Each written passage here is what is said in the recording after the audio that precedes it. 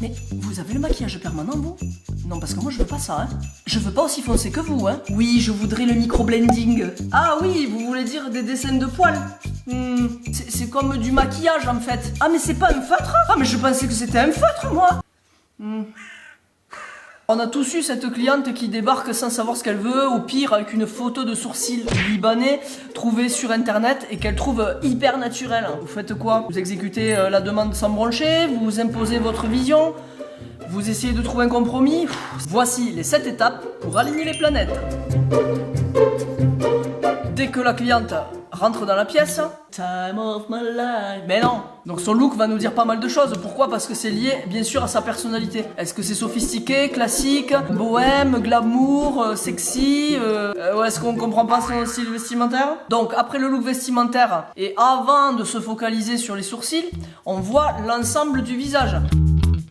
Donc on regarde la morphologie du visage, donc la forme du visage, son phototype, sa carnation, ses cheveux, ses yeux. Tout ça, ça va nous dire déjà pas mal de choses sur ce qu'on peut imaginer lui proposer. Et oui, parce qu'on peut évidemment avoir quelqu'un de phototype 2, donc une personne à peau très claire, blonde aux yeux bleus, et avoir aussi quelqu'un à phototype 6 qui a la peau donc très noire, et donc on va pas du tout faire la même chose au niveau de la forme, de l'intensité, etc.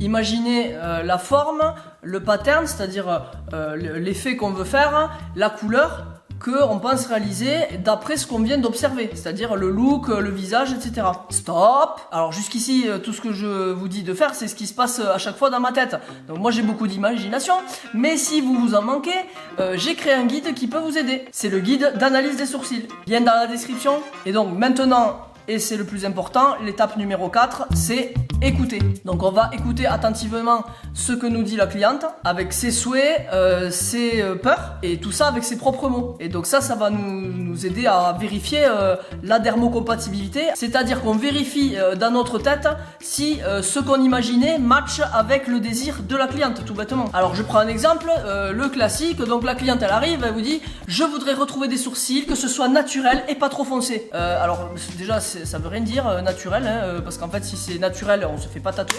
Voilà. Donc globalement les clientes elles ont pas une idée hyper précise de ce qu'elles veulent. Donc si son désir n'est pas clair, il va falloir lui poser certaines questions. Est-ce que vous vous maquillez tous les jours? Les sourcils, hein, j'entends. Si oui, comment? Avec quoi vous vous maquillez les sourcils? Et si elle ne se les maquille pas, la question qui paraît bête, pourquoi souhaitez-vous réaliser un maquillage permanent? C'est une question voilà, qui paraît très très bête, mais je vous promets que vous allez avoir des réponses assez étonnantes. Quel effet recherchez-vous en choisissant ce type de maquillage, cette intensité? Est-ce que vous souhaitez que vos sourcils aient une intensité de maquillage dès le réveil? Les réponses qu'elle va vous donner, ça va être vraiment crucial pour votre prise de décision finale. Donc c'est évidemment sur l'étape du dessin que ça va se jouer, en consultation au départ. Il va falloir lui proposer un compromis si les deux visions sont vraiment en opposition. Ce que je pense personnellement, c'est que c'est quand même la cliente qui doit décider de ce qu'elle a sur son visage. Si esthétiquement ça vous semble correct, même si ça vous plaît pas. Non mais c'est quoi cette horreur?